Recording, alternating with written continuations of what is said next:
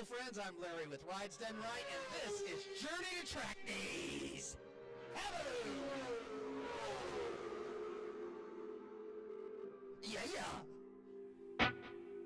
Boy, that was nice. His car was already built by Strictly Street Rods. He got wiped out in the 4-lane stop. I can have the most talented guy in there, but if he's not jiving with the rest of the crew, it's just a bad. Drives the truck, he drives the car, he flies the plane. Do you get paid 3 times? No. This show, top 5 in America.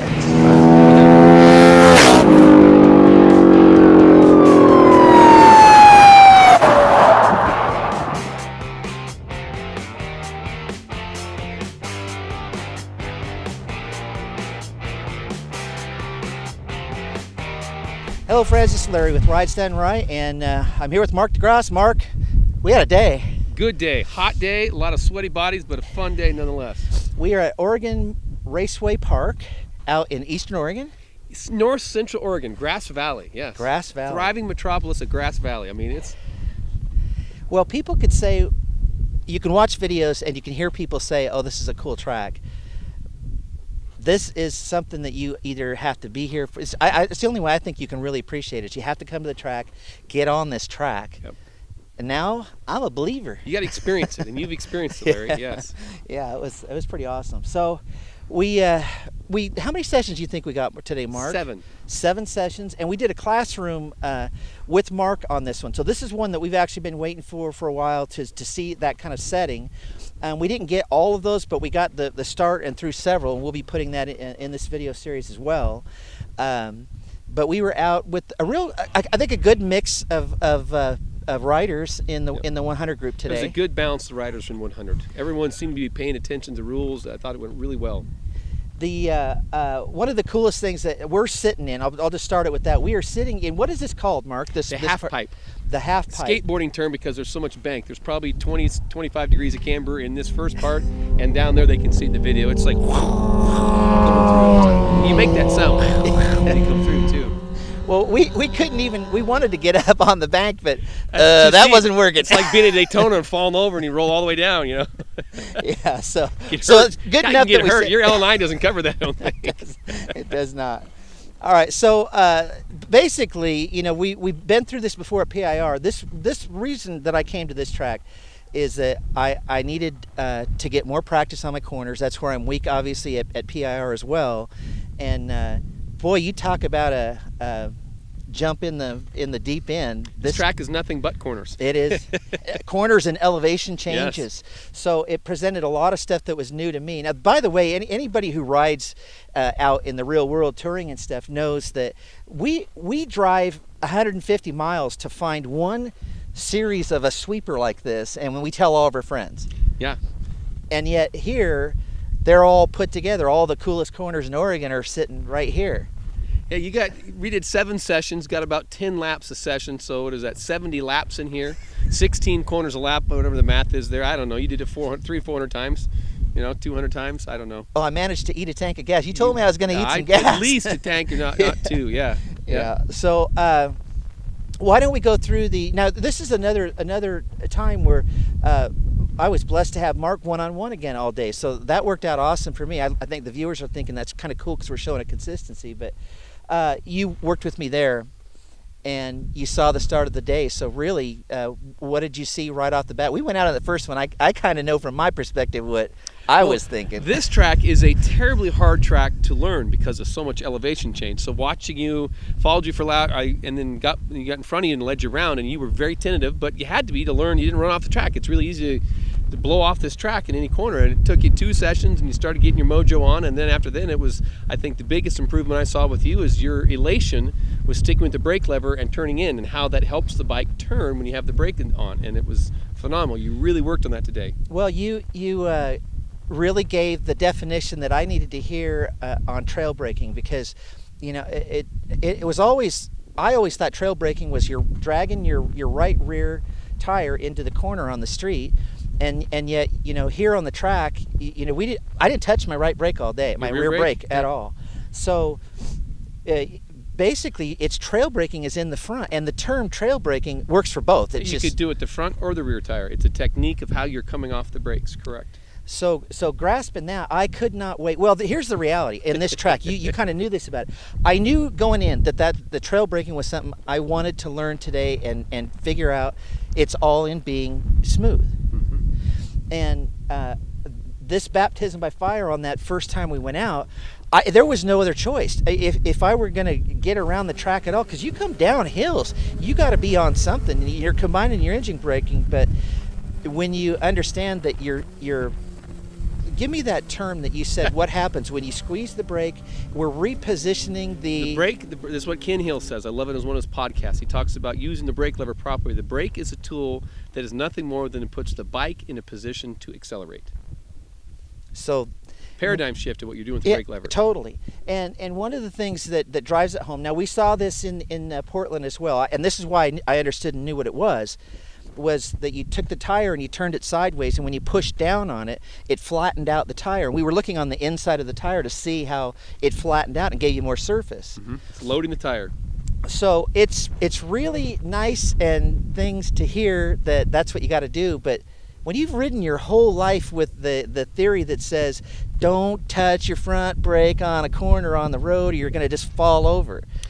It's because most people stab at a brake lever. We also say this term, Ken Hill does this a lot too, and he talks in his classes, of how bikes and tires can take tremendous loads. They just cannot take them abruptly. So as long as you're building that brake pressure, you're squishing that tire and building a load, now you've got a great surface and contact patch. Now you can work the tire. Yeah. And that's exactly what you learned today of how to do it. And rather than stabbing at it, you got there slowly, and now the tire can handle it. And what's funny is that both Pat and you saw me in Portland and saw the old all in on turn one, grab and pull in, and you started telling Grab me. and stab, we call that. Grab Way and to go, stab. champ. Yeah, That was grab me. And stab. That was me. So one of the things that you had told me then, and that's I actually was working on it in Portland, which was just being smooth in my braking. Now what I didn't do is I didn't take in that it sets up your turn and the tire to go around the corner. It flattens it out and puts it down. Your brake does, and then you drive. Now you have the flat part when you drive around. Exactly. The other thing it does, it changes the geometry of the bike. It compresses the forks. It puts the weight on the front tire, reduces the rake angle. All that makes the bike want to turn easier. So it actually will turn easier doing that. You're putting things in a more optimal position to turn, which is fabulous. So I started working on smooth on the straights in Portland, but still did not touch anything like that, trying to lean in. And boy, you talk about, I love Portland anyway. It's a track that I've known my whole life. I saw Indy cars there. When you've grown up around it and been to the track a bunch, it has a place in my heart and always will. So even guys that'll say, well, it's just flat and where's the challenge and stuff, you can make anything a challenge. You go fast enough, it becomes a challenge. That's let me tell you. exactly right. So I can't wait to take this to there and feel what it feels like to go in on the brakes like that, because I actually felt like I had, once I figured out how to be smooth and then how to let off smooth as well and gas on, I felt way more confident in what it was going into the corner than I would if I would have been accelerating into the corner. Now you have control of your bike. You're in control. You're not guessing what the bike's doing. You're in control. You're communicating with it properly. It's called motor controls. Your motor controls are getting way better. So that was cool. When we came through here the first time on that first session, and I drove in here, everybody could have heard me screaming in my helmet because I was so pumped. No matter what your skill level is, you come to this track, and whatever your bike is and your skill level, come in over, ride it, and when you go through here, you will be smiling. This is killer It's fun. through here. It's kind of like being on a roller coaster in an amusement park. At the same time, you're in control of what pace and how you want to ride it. It is a blast. So bank corners. I mean, if you like bank corners, and who doesn't like a bank corner? Camber, the proper word. Okay. Positive and negative. Positive camber. So, well, I will say there's a lot of positive camber right There's where some we're good positive camber, but Portland has some negative camber. That turn three that I don't like. It's got a little negative camber, Yikers. off camber. Yep. So. But we did counterclockwise here, And tomorrow we're gonna do clockwise. Yeah. So what I liked about that was that Portland is clockwise, and I got to experience today the opposite of that. And I knew that I needed work on turning left, and I think that it's going to actually, it should help me getting through 3. I don't see people blazing through 3 anyway, but I certainly, if I can just pick up 2 or 3 or 4 miles an hour and just feel more stable doing it and set myself for 4 better. I want to brag on you some more. When you listened to the body position thing, you had an epiphany moment. You're like, I actually put weight on these legs and don't just let them dangle there like a little kid. I'm like, yeah. And you came off and you came back like, oh, another epiphany moment for you. So tell them about that. That was big. That was killer. So Mark gets his bike out, and he holds the front end, another guy holds the back end, and Mark tells me the proper position to be in the tuck, and then how you transfer from the tuck to your first position, which is making your setup, making an adjustment before you ever get to the turn. Yeah. So before you get there, you actually make a movement, and you lift your body up from out of the tuck, and then you just scoot over one cheek, and that one cheek can stay there, and then when you go into the corner, your one cheek stays there, but now your head and your shoulders and everything go down, and then this is what I was trying the last time out, is getting down there and then seeing how straight I could get my arm, laying it over the tank, the outside arm. Yep. And woo, I cannot wait to go out and inside place. Peg, all of a sudden that baby wanted to turn, didn't it? Yeah, that was nice. Yeah, baby. It's cool. So, yeah, I'm excited for a reason. It was another really, really good day. Again, the weather here was good. It's hot. You're in Eastern Oregon, but it's hot over there too. I bet it's the same temperatures over there. Probably. Yep. So what do you, where do you think? I mean, you saw basically you're with me the whole day again. We did an assessment last time. Again, speed is what we talked about in Portland, and I can't tell you any speeds I went on any corners or any straights today. I zero looked at my speedometer at all. Great. The reality is, I had enough to look at to worry about that. That's the thing I love about this track. It forces you to use number 2 item on the order of the sport, which is vision and focus. You've got to be looking at your apex at the same time picking up your exit and looking for your line for the next corner. Everything here happens, and you've got so many elevation changes and corners. Your attention is focused on what's next and looking ahead. So your vision got to work out, and your habits of looking ahead. I think when you go back to Portland, you're going to see how good you are at that. It'll help pace everything up. We had quite a group here too. In the size. 100, I mean, I think there was close to 20 people by the time we had a few other people come in and join us. So, yeah. So when we got out on the track, there were several times through the day where we'd get bunched up, and I got to do more group riding with that, and having to figure out and navigate through things. It did elevate some with the fun factor, I thought, when Brittany got here and she came out, because she's fun to ride with anyway. And I mean, she comes out and it's like you say, yeah, Brittany's going to come out ride behind us so she can see what we're doing. And Brittany stayed behind me for I think 2 corners, and then was it 4? Yeah. And then just passed me like I was standing still. So she's like, I gotta go. No. And then when I tell her, man, Brittany, you passed me like I was standing still, and she goes, it's because you were standing still. Yeah, that's Shut down. It's worse because when it's a good-looking. I mean, I don't even want to go there. But the reality, a good-looking girl. Yeah, but still, either way, it's just, we always talk. Everybody in the sport. There's always someone faster, always slow, so we're all at a different level trying to progress. That's the real honest. And we saw that in everybody that was in there. There were 5 people in the class today, and I saw on the track. We rode pretty close with all those guys all day, and I saw progression in every single one of those 5. Yep. That was really cool. Yep. So I guess keep watching, because man, if we're having this much fun, and I literally thought, I'm just going out to a practice track, and I want to hang. The draw was you. I thought we'd come out here, we'd hang out again, we'll have some fun. But the first before I get out of here. What, Larry? You got a van. You got a van. I got a white candy van. Yes. So we come out and we load up. It looked like there was 100 people. There weren't. 10. Okay, so 10 people, 100. That's my math. So we get in this van, and I've been on ride-arounds before. I've been on some ride-arounds in my life.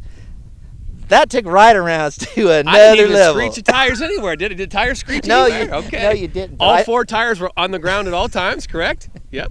Did you look in your mirror to see the faces on the folks behind you there? Oh, no, you're kind of driving. The tour guide, Yeah. And off to the right is actually that was. It's helpful. It was the way to go, because we went through and you told us the line as a group. Everybody experienced it at the first time.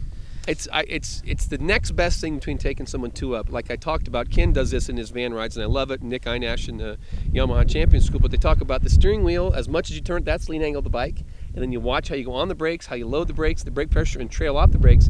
While you're using a brake pedal, the technique is the same, and so you get a feel for the forces and where you're going and the placement of the van and the direction of the van, which all correlates to the very first thing in the sport: bike placement, bike direction. And then you couple in vision and focus, where you're looking at. You get the first two things in a van ride, and it's the two most important things. You can at least give people a little piece of a tidbit to think about and get a good vision of what they're trying to accomplish when they're out here. That's why we do it. It works great. Have you done car track days at any point? I've never done a car track day. What I've done with Ken is when he goes out and takes people in one-on-one coaching, he'll put you in a car like we did and do slow car rides. Nothing fast, and he'll talk about every corner, about where are you looking at, what are you seeing, what are you placed at, and how are you going to come off this corner. And what it does, it makes you think about it. In a car, we can have a conversation. You can't do that on a bike because radio communications don't work, and you forget it after you've done 10 laps and come in and talk in the pit. So when you can debrief instantly in a car, it's super effective, and it's a great way to do it. I will say your definition of fast is a little different than my definition Relative to of everybody. fast. Yep, Yeah, it's relative. Yep. I thought we were like at some IndyCar race, and man, I mean, coming down these with that, it actually set. I mean, it was like, oh man, this is going to be something. It was, you could tell it's going to be fun because we have the banks, but it was like, wow, how am I going to do this with the bike? You know, just walking around like a granny. But I think it was second lap. I came around, and then I started going, okay, now I remember, you know, get off a little, get in there, and boy, it was fun. Okay, so now I can go back to the other thing and say, keep watching. We're going to keep doing this. We are at PIR next month, and one of the things to watch for is that Alan, the co-host who's been doing Rides and Right with me since the beginning, is going as well. So we're going to both get in that 100 group, and we're going to go out and ride around Portland together, and that should be really fun. We'll figure out some cool ways of doing what it is that we're doing in video, and you got new cameras and stuff, so we're set and ready to roll. So good stuff, Larry. Really proud of you. You really improved, and I think what you're going to take back to PIR, you go, is a lot of tools in your tool belt to apply there that'll help you. Yeah. I did that a little premature, but it's like, I had to get one of those out of my system. Premature yagulation, okay? Yagulation. Right on. See you guys next time.